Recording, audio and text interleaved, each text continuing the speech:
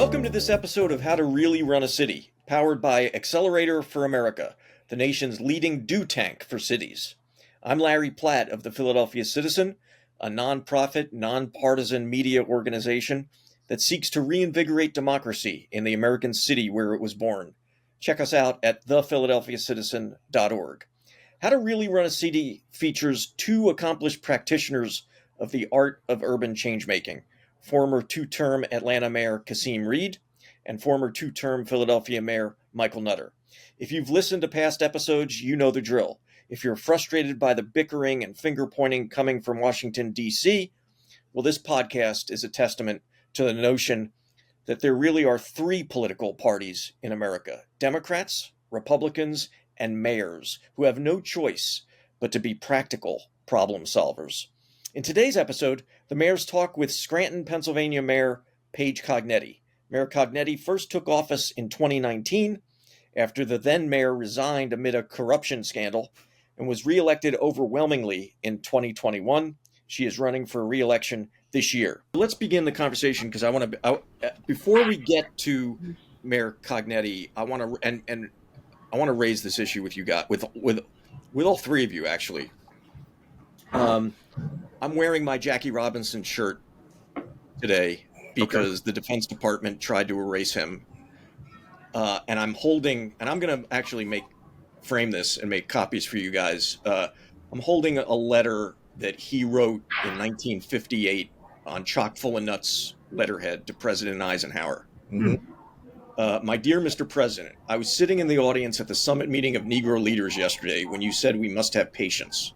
On hearing you say this, I felt like standing up and saying, "Oh no, not again." I respectfully remind you, sir, that we have been the most patient of all people. When you said we must have self-respect, I wondered how we could have self-respect and remain patient considering the treatment accorded us through the years. 17 million Negroes cannot do as you suggest and wait for the hearts of men to change. We want to enjoy now the rights that we feel we are entitled to as Americans. And it goes on. In my view, Jackie Robinson was not because of his on-field exploits, which were amazing, but was the citizen of the 20th century. Mm-hmm.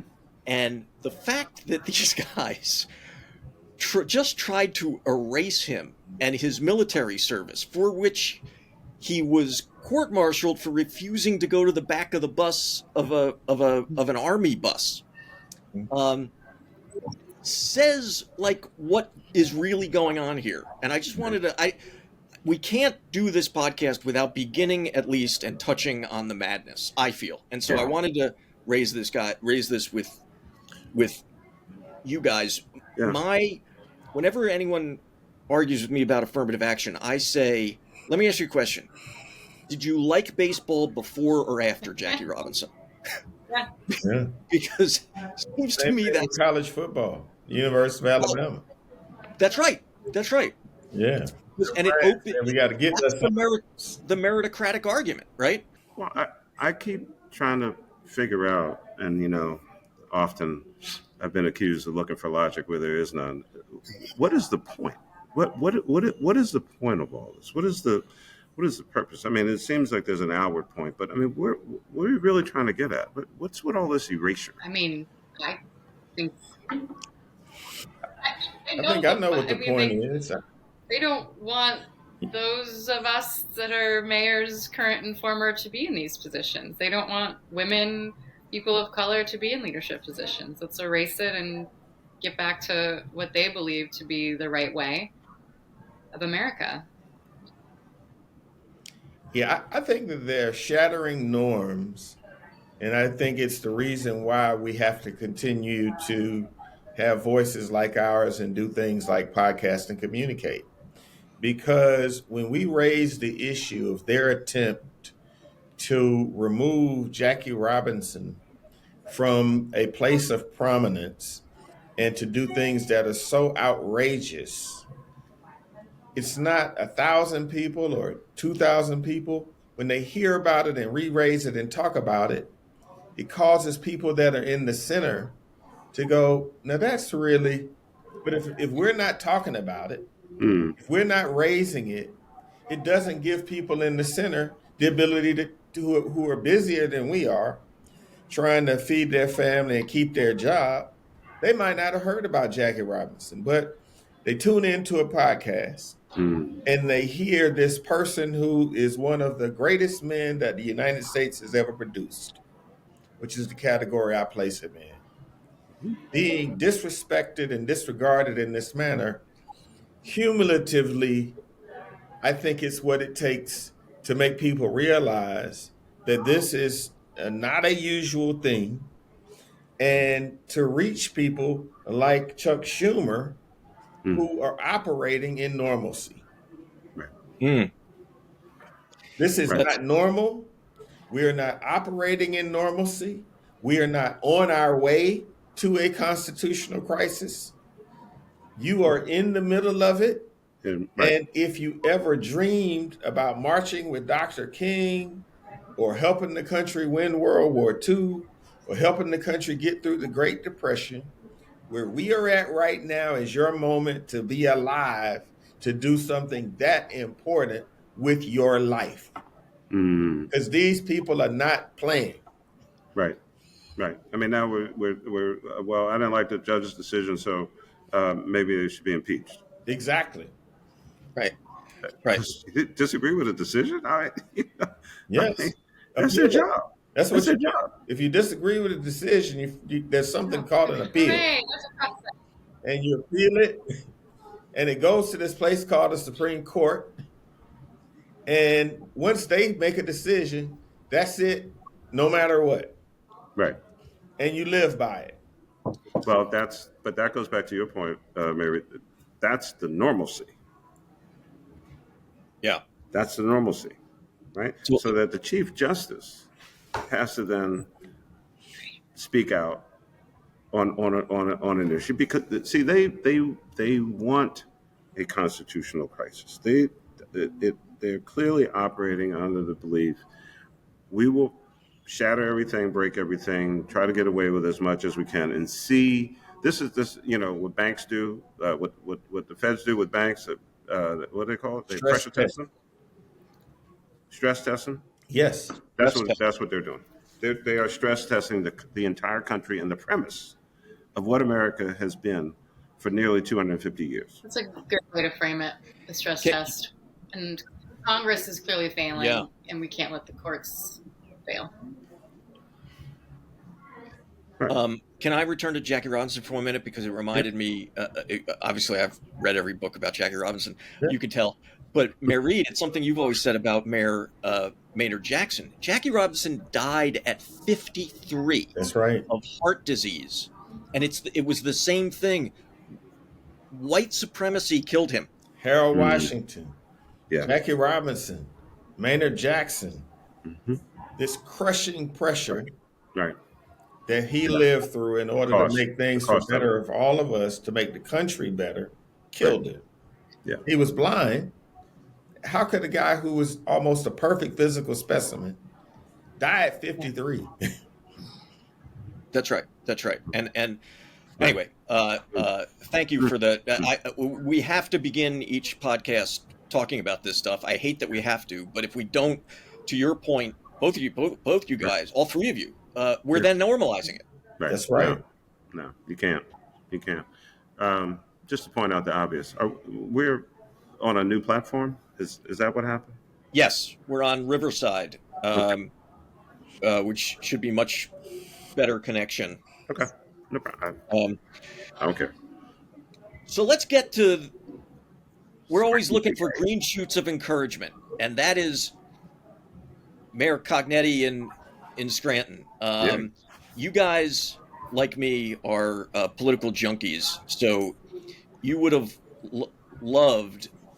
In 2019, there was a scandal in Scranton. The mayor was resigning in a corruption case, and here comes this young woman with the slogan "Paige against the machine."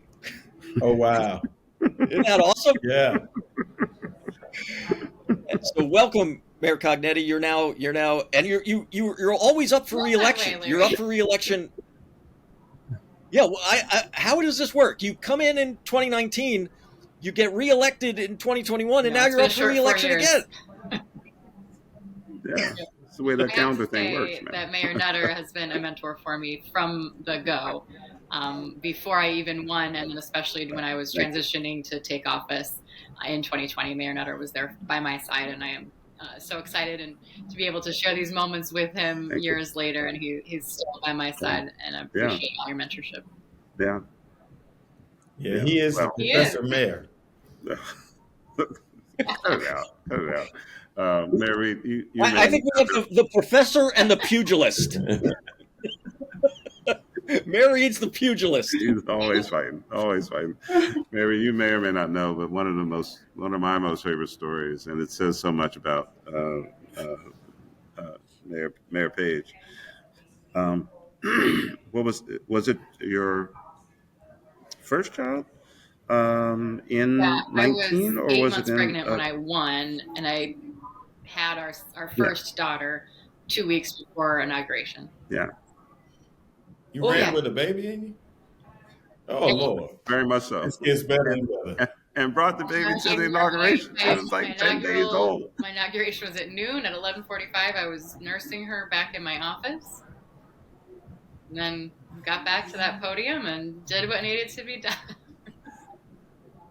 Man, we're lucky it wasn't a boy. His name would have been Scranton. Little Scranton.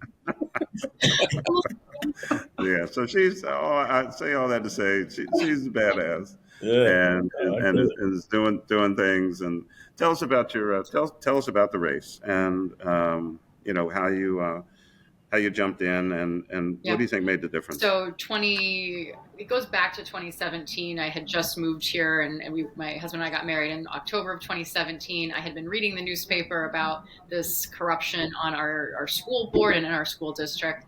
Somebody resigned, and I went for an appointment, got appointed. So I spent 2018 really trying to push reform at the school district, then started to work for the Auditor General, then Eugene DePasquale, who had found this corruption. Nobody knew that then all of a sudden, in the middle of the summer of 2019, our mayor in Scranton would go away for extortion. So there was a special election, and it was kind of a natural fit for me to run for that office, given that I had spent time then at the local level in Scranton and at the state level trying to work on reforms to pull us up from the unfortunate culture of corruption, really, that we have here in northeastern Pennsylvania. So it was a 6-way race. It was a Democrat, a Republican. 4 of us ran as independents, and I won that with 37% of the vote, which was obviously a tough race and uphill battle, but we worked really, really hard. And it was one of those moments that a girl who's not from here, who's pregnant, who hasn't lived here for very long, is not usually a great candidate for a mayor of a smaller city, but it was that kind of black swan event that opened that up, and we got reelected with 75% of the vote in 2021, and up again for primary here in May. Relevant to the school board story because the school board president who just drained that district and gave health care to non-employees and forged bus contracts, things like that. He's running against me in the primary. So we're having a blast here in Scranton. Yeah, that's consistent. Hey, Mayor, will you give me, I want to go back a little further. Would you give me some insight into your decision and your process for deciding to run for folks who listen to our podcast who may be thinking about getting into politics on their own and want the benefit of people who've actually been through this process? Absolutely. So I had the benefit of having worked on campaigns and in government before. So we have so many candidates, right, who have maybe been in some institution where governing might work for them, but the campaigning is hard, or a reverse where you have somebody who's done a lot of campaigns but has never had the responsibility of governing. I did not plan this in my career, but having worked in government at the federal and state levels and been on the school board, in addition to having worked on many campaigns, was beneficial because I was able to understand what call time is to raise money, what being the closest as possible to the data nerds does for you, because that's who really matters when it comes down to it. I knew the mechanisms of a campaign. So those things can be hard to learn, but they're absolutely learnable if you have good coaching, if you have good people around you. Important to me too was to utilize friends of mine. A lot of my consultants are from Philadelphia, for example. I needed people outside of the entrenched politics in Scranton to help me. And I was fortunate that I had a lot of relationships outside of Scranton, so we could work on a campaign outside of some of the mudslinging that you see in some of these mayor races, no matter how big or small the city. But you can do it. You can absolutely do it, but you got to put good people around you. So what got you to yes in terms of deciding with child, growing family? I'm going to do this. Speaking with you and Mayor Nutter, I mean, we're all crazy, right? I think there's something wrong with all of us. Like, it's not productive. All damage. Mayor Reed mentions that like every other podcast. It's clearly something wrong. Beyond that, putting that aside, because the corruption is so endemic in this region, unfortunately, like, our mayor was not the first person to go to prison in the last decade. Judges, county commissioners, state senators, an attorney general from Scranton that was statewide but went to prison. I had to step up because somebody who's from here would have trouble breaking the mold. It's been hard enough not having those personal relationships with people. I've made, a couple enemies here with, didn't reappoint so-and-so to an authority. It would be nearly impossible for somebody born and raised here to break the mold in the way that we have. I'm hoping that I've now paved the way, and with another term, hopefully, in a decade in office, we've shifted the path so that other people who are from here can do this with a little bit more ease. But the idea that the fact that I'm not from here is still what they try to get me with, right, during election years. Oh, she's not from here. She doesn't understand us. But when it comes down to the reforms that had to happen in the way that we now do business, doing the right thing, I think that mold had to be broken by somebody who didn't have decades and decades of history with some people. What do you say when they say you're not from here? What was your response? Right, I'm from Oregon, and my husband's from here. I have had 2 babies right up the hill in our hospital here in Scranton in the last 5 years. We're raising our children here. I want to make sure that my children are raised in a city that is based on fairness and government for all.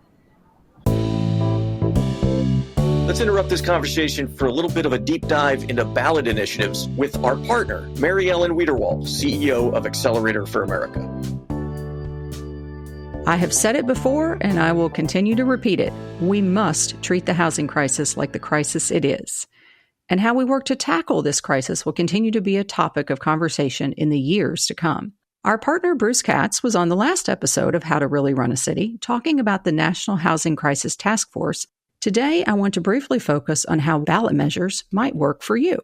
Ballot measures can boost housing production and preservation by creating a dedicated local funding source through sales, property, or other taxes to leverage funding from private, philanthropic, and federal sources. Ballot measures for housing have been successful in big cities like Seattle, Los Angeles, and Denver, and more rural areas like Ingham County, Michigan. To give you a sense of scale, using new dollars from a ballot measure, a local government could leverage those public dollars up to 9.5 times with the private, philanthropic, and federal sources.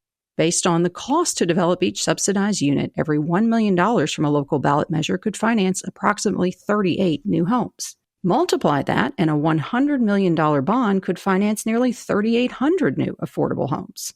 In Austin, Texas, proponents focused messaging on the importance of providing affordable options for all residents, including seniors and veterans on fixed incomes and working-class families. Ultimately, voters approved measures in 2018 and again in 2022 that allowed the city to borrow a total of $600 million in bonds to support affordable housing development. With the federal government unlikely to dramatically increase spending on housing and construction costs still elevated from historic levels, local funding mechanisms will be an increasingly important piece of the puzzle as city and state leaders attempt to combat the housing crisis. You can learn more about how other communities are using ballot measures to fund affordable housing production at nationalhousingcrisis.org. Thanks, Mary Ellen and Accelerator for America. And now back to the show. Can you give us a couple of examples of the reforms that you've been able to enact? Because I think you're modeling a sort of third way for Democrats. It's not just that you're showing, but that government can be efficient while others are attacking government. And there's this new book out, Abundance, by Ezra Klein and Derek Thompson, and I feel like you're in that mold of the sort of efficiency government wing of the Democratic Party. We have been joking that we were Doge before it was cool. I don't think Doge is cool, but we find that a little funny in our nerdy way in our administration. Yeah, we have come in and we have put technology into everything. So we're able to track things for ourselves internally, but also put that information out in a way that our residents can see it. We have just financially, we've put so many mechanisms in to make sure that we are doing the responsible thing. You know, mayors know how expensive the liabilities are for cities going forward with retiree healthcare, things like that. We're making sure that we have trust funds for that, and then we're funding them with our budget every year. It's a small drop in the bucket to our overall liability, but we're doing those things that are responsible so that we're paving the way to at least be able to see how we can get there, and also to be able to show what the finances of a city look like. We've been lucky in a lot of ways. We've worked hard. But you know, these long-term liabilities are going to still be there. We need to put the plans in place to get them there. We've been really consistent with our contract negotiations. It has been healthcare, healthcare, healthcare from the beginning. We have added jobs. We have increased the salary levels, especially our administrative employees. They should all be over $50,000 a year by 2027. We came in, there were people making $32,000 a year. I mean, that's not a living wage anymore. So we've been able to do that while also working through some of the tougher things like healthcare. I think we've been fair. I know we've been consistent. So that's some of the tough stuff, right? I think we can sometimes get lost in rhetoric as Democrats on some of these things. Mayors have the tough job on that, and we'll continue to be firm. We'll continue to be fair. And I'm very, very proud of the work that we've done from an administrative, financial, and human capital level. We also have put technology into our garbage trucks. You would not think that this would be a thing, but to have our routes established and in not just in the guys' heads, which is still controversial. Just Tuesday night, I got a question.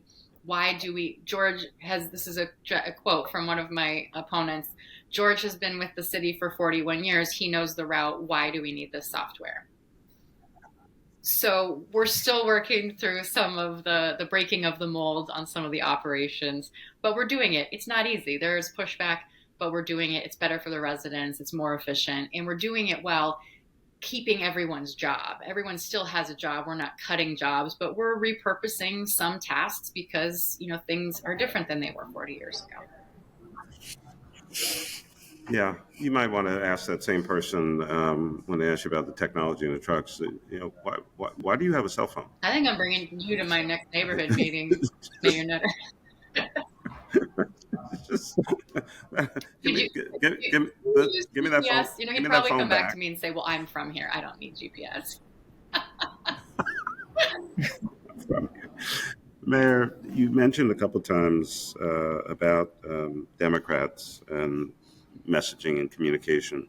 You and I, when we were at the U.S. Conference of Mayors, we had some discussion about the national scene, and there was a lot of activity that was right before the big DNC meeting. How are you seeing things, whether from your constituents on the ground or other places that you may go? Where is the Democratic Party right now from a message and a messenger standpoint? People want us to fight. They want us to fight for them, not fight with each other. That has been what's so hard about the last few months. And I forgive the Democratic Party for having trouble that we are living in an authoritarian regime all of a sudden here in the last 8 weeks, right? This is not easy, and you can't have these negotiations and figure out the path forward without having some struggle. And the problem, of course, is that we're in a fishbowl. And if Schumer and Jeffries are not getting along, everyone knows it, right? So I understand that the struggle is very real in those ways, but we have got to fight this authoritarianism and not each other. That goes from the federal level down to the local level. The guy challenging me is actually the city Democratic Party chair, as well as those other qualities that he has. It's just absurd, right? We need to be fighting for people, not fighting for some sort of stature at the local level in the political party. So I do worry that we're going to fight a little bit too long. We really need to stop. We need to get it together. The GOP is extraordinarily organized already for 2026. We're here in a frontline district. We're still hoping Congressman Cartwright runs again. We're waiting for his determination on that. But we have a lot of work to do. So we need to not fight internally. We've got to fight externally. You're seeing that in a lot of ways, but we got to really turn it up and turn it on. Mayor, didn't you take some of the COVID money and decide to not wait for your state, which shamefully has a $7.25 minimum wage, not wait for them to act and sort of use that money to enact it on your own locally? Yeah. I remember we wrote a story about this. We had a wage boost program that was so cool, where we were able to figure out, and this was the inflationary period where wages were going up, but small business couldn't keep up. So we did a 3-year plan with businesses that said, we will give you $4 an hour the first year to give to your employees, to up from $14 to $18, so that you're competitive. You can keep your employees, you can keep your business. Year 2, let's split it. Year 3, you commit to us to keep it at that higher level. So it was very, very cool program. For the folks who took us up on it, incredible. We have a lampshade manufacturer here in Scranton that was able to stay open, family business. The people who worked there had worked there for generations too. They could not keep up with, sheets down the street paying $15 an hour all of a sudden. So the program really helps them. So we've been really creative here, and that's where local matters, right? Local, we're nimble, we're able to try things that are harder at the state level, for example, definitely harder at the national level. And in a place like Scranton, different than Atlanta or Philadelphia, we can do things even more nimbly. There's departments I wish we had that we don't, but in a larger city, in a huge city like that, there's more red tape. We don't have as much of that. So we're able to test some things, throw some spaghetti on the wall in Scranton that you don't in other places. But that's why I love being a part of the U.S. Conference of Mayors and many of these other groups, is that I learned so much from the big city mayors. I think they also learn some from us at the local level, because we can do some of these things more quickly. COVID and CARES and Rescue Plan are good examples of that. We should note that Mayor Cognetti is on the advisory board of Accelerator for America, our partner on this podcast. Mayor, what's the most interesting thing you've tried that was non-traditional that worked? Yeah, the wage boost is my very favorite thing. I think that we've done, my husband's a small business owner, not in Scranton. He sure wishes that he could have taken advantage of the programs that we were running in Scranton. But I live and breathe small business in our household. So those small business pieces are great. Another small business one that's been successful is the facade program. Not every city has as many older buildings, older neighborhoods as we do. We have just down the street from us in Bull's Head, we were able to use Rescue Plan money to do new facades for multiple businesses. So a whole corridor of businesses has been lifted up. It looks great. And those folks, got a true facelift with that Rescue Plan money. And I just drove by this morning and was thinking about it. So it's been really fun to see the results of that and try to figure out how we can continue with that playbook. We know, there's no federal money coming, but we now have the playbooks written for a lot of these things. And as we go through, this next phase, hoping to get philanthropy and maybe some other business organizations to see if we can continue on.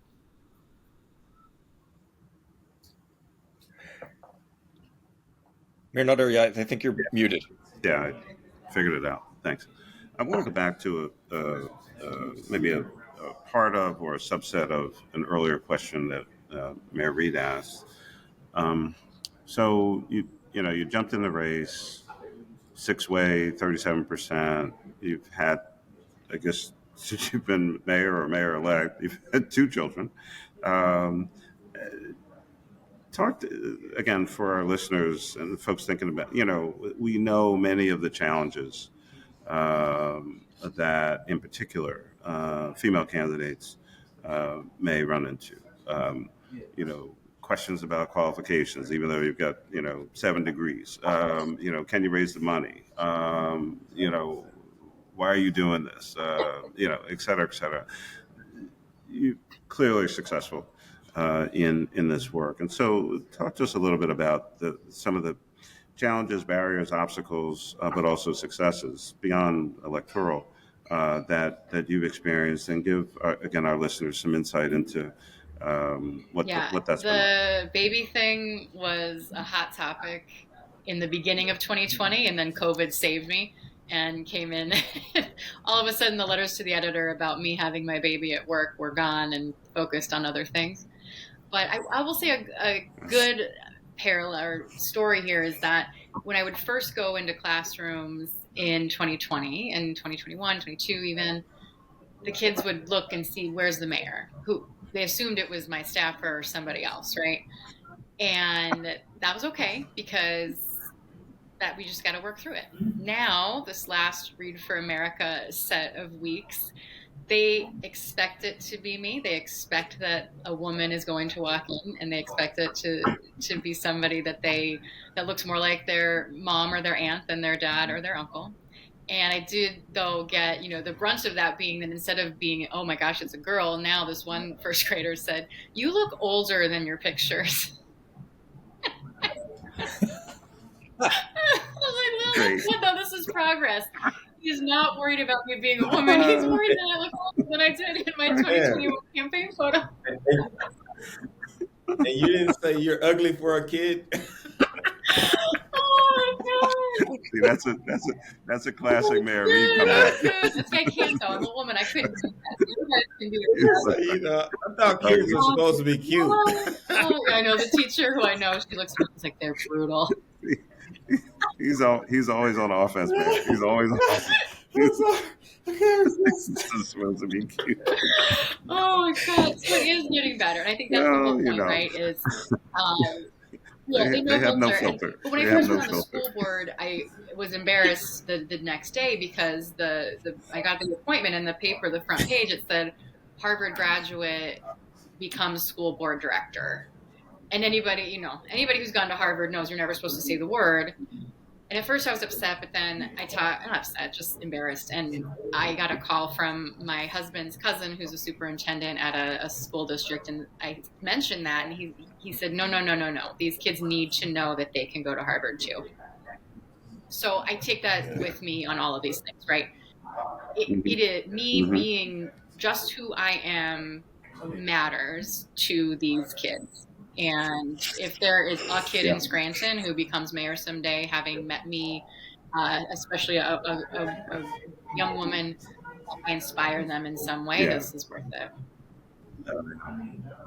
That's going to be a great moment, and that is going to happen. I'm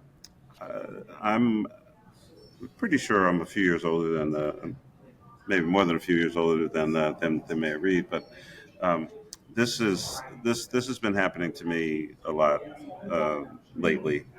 Going to a store, walking down the street, I'm out at some event or whatever, and the person behind the counter working, will say, "Oh, Mayor Nutter, so nice to meet you again. You came and spoke in my class when I was in second grade." I'm like, really? Right? Because when I was in all of these kids, they were like 8, and that was 16 years ago. So they are out of college working, and often their friends they're with them, and their friends look at them like, "Really? You had to say it that way?" I said, "Why couldn't you just say we met before?" You could say, "I'm so glad you made it out of second grade." What'd you say, man? You could tell them, "I'm so glad you made it out of second grade." See what I mean? We are getting proof positive that there will be no further Kasim Reed campaign for public office. Totally unplugged. I'll I'm be glad in you the made it Bahamas. out of Crave second unplugged. grade. That's part of the fun. I'm running for town council in the Bahamas. Hey, Great. Mayor, They're gonna do the "You're not from here" campaign on you.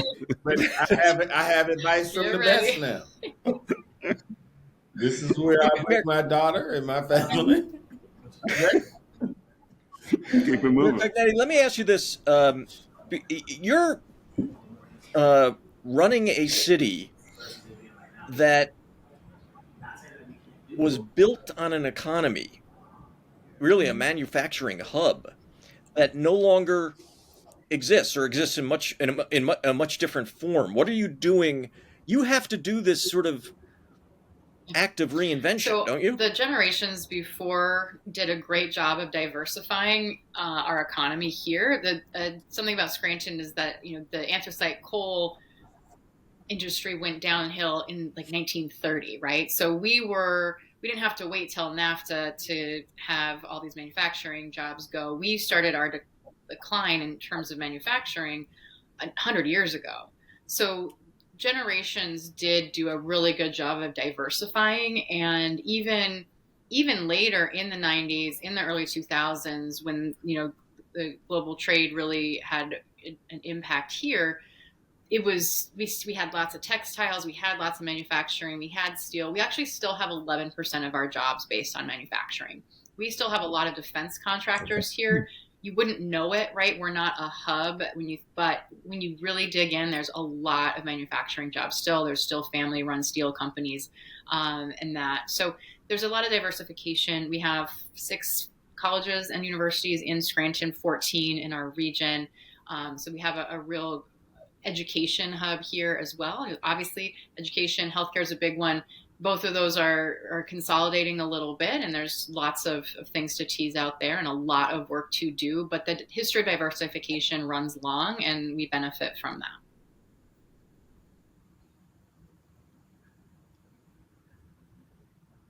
Guys, any other thoughts? I love the idea of Mayor Cognetti joining us more frequently, but she, as an office holder, she has to be careful about being about Mayor Reed's, She didn't agree with any of my jokes. For any listener out there, she didn't agree with one of them. So I just want to be crystal clear when you all check the audio, whoever this tracker guy is following her around. She didn't agree to any of it. I acted alone. She had no knowledge of the questions before she appeared on our air. This is true. Can I tell the story about City Hall real quick? So you sure we can. just got through the true holiday season here in Scranton, which was St. Patrick's Day. So the first 17 days of March is St. Patrick's Day here. And the night before the parade, we surprised the city with a green light in the tower of our City Hall. City Hall was built in 1888. We believe that the light had not been lit since the 1980s. We have done a full restoration of the building with the help of federal and state money and an incredible group of project managers and administrators in my administration, as well as the sheet metal workers, the masons.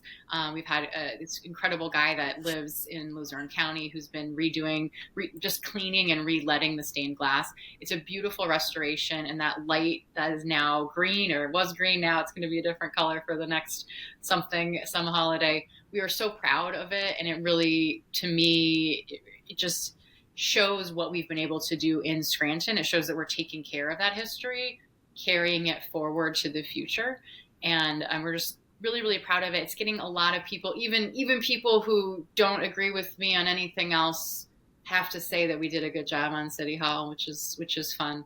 But it's a really good feeling that people are so excited about it, and it helps them feel pride in their city and really look toward the future. So good things are happening in Scranton, and you just can't build buildings like that anymore. We have to take care of them. Man, where can we go see it? No, I mean electronically. So we have on our Instagram and our Facebook. You can see those pictures, and it should be on our website too. I'll make sure. And also, tell me, what was the? I read an article about a retransformation of the Scranton lace factory. So cool. Can you tell us about I that? mentioned the textiles actually. So until the early 2000s, we in Scranton, we were the biggest exporter of this particular type of Nottingham lace, I think it was called, from Nottingham, England. Huge factory at its peak, it was 2,000 workers, and there's a whole system of hair salon and a bowling alley and a cafeteria and daycare and all sorts of things, because in Scranton, over the course of the generations, women worked in textiles, the men worked in the coal mines or in the steel industry. So it just sat dormant for years, and then a group came together to purchase it. We have Don Rinaldi, who's the manager on the project, and we've been working with him for many administrations in a row. It is finally coming to fruition. We have people living there in the apartments. I went to a beautiful event there in the new event space where people are going to get married, and it's just the coolest thing. It's right next to our river and our walkway, so it's a great quality of life. We have a lot of folks that are retiring and downsizing there because they know they can walk places, and they'll have the coffee shop on site. They'll have a restaurant on site. It's a really, really neat thing that's going to really enliven an entire section of our city that connects into a couple different neighborhoods that we're revitalizing. So it's a great project. Come see that too when you come on down. And most importantly, it's near one of our new breweries. And I think breweries are the real mark of economic development. 4 have opened since I've been in office, and we're going to keep trying for more. Wow. So, Wow. Mayor Paige, you'll have to send Mayor Reed some photos, because he doesn't know this, and I'm revealing this on the podcast. There's a person who works with Mayor Reed, Ann Torres, just a saint. Superstar. She actually disabled both his Instagram and Facebook accounts some time ago because of the kind of comments that he makes. That he says he doesn't know it, but his accounts were suspended 2 years ago. Yes. So he can't see. I'm always frustrated by why what I'm typing doesn't appear. You know, I'm typing this, it's not coming up. Totally a very smart person, that Torres. Oh, she's amazing. It's all over. That's great. Hey, Mayor, I have one last substantive question for you, which is we have so many practitioners who listen to this. And by the way, that story you just told, both these mayors smartly invested in place when they were in office, and that's what you're talking about, investing in place, which I think is the economic future of cities. But my question to you is, are you feeling threatened by the prospect, or have you already had to deal with federal clawbacks of dollars in this new autocratic era? We have some projects that we know we won't be able to do in the near term. Our emergency operations center that we have planned, just not going to happen in the timeline that we thought. That's something that we can handle at the city level. Certainly worried about our economic development team, which is funded by HUD. At the city, it's not an existential threat. At the school district, it is extraordinarily troubling. I think we all know what the goals are of all of this, and it is going to impact families and kids very soon and very harshly. So we have great partnerships. I've seen the superintendent 2 of the last 3 days. We're trying to figure out how we can help each other, what we can do. So we're certainly tracking and concerned. Things like the National Fire Academy classes canceling. We had two female firefighters that were going to go to a cool week-long thing, and they got canceled. I mean, what good does that do? How are we making America great? Again, with that, I don't know. But again, not existential to city functions. Very, very much the school district pieces weigh on our hearts and our minds. Whatever it takes to give them 4.6 trillion in tax cuts. And even if it means that the firefighters can't go and get improved training. What's the thing? It's like, we're the party of public safety. I'm sorry. Crazy. How is that? Well, can't let that get in the way of the tax cuts. Let's make our public schools untenable so that everything's a private for-profit charter. Yeah. Wow. But even beyond the tax cuts, we've had supply side debates before. I don't remember. Maybe I've blocked out the Reagan 80s. I don't remember this mean-spiritedness. No. There's just a meanness that I think is corrosive to the American spirit. Am I wrong about right. that distinction? No, Absolutely. no, this is revenge and wrong. retribution. It's the cruelty is the point, It's like a and the cruelty is it is so corrosive. And as we go here in Scranton into our general election season into November, we have people on the other side of the ballot, actually, and on the Democratic side of the ballot, that are of the corrosive MAGA rhetoric, and I'm going to be fighting very, very hard against that. Well, we really want to focus on green shoots of encouragement in these times, and you're one. So I can't thank you enough for joining us and for your leadership and for and for agreeing to come back. This is a lot of fun. It's nice to see friendly faces. Laughter. I think laughter. Thank you for inspiring us today. Absolutely. You maintain that upbeat and can-do spirit. It's one of many things of why people are obviously excited about you, attracted to you, and what you're trying to do. And I just so appreciate you. Every conversation is about trying to get something done with joy in your heart. Thank that comes you. across. I really appreciate that. Well, that's it for this episode of How to Really Run a City. Subscribe wherever you get your podcasts and tell your friends about us. We really want to widen the conversation because by 2050, something like 2/3 of the world will live in cities. As cities go, so goes the nation, and so goes the world. For now, thanks for listening, and we'll see you next time.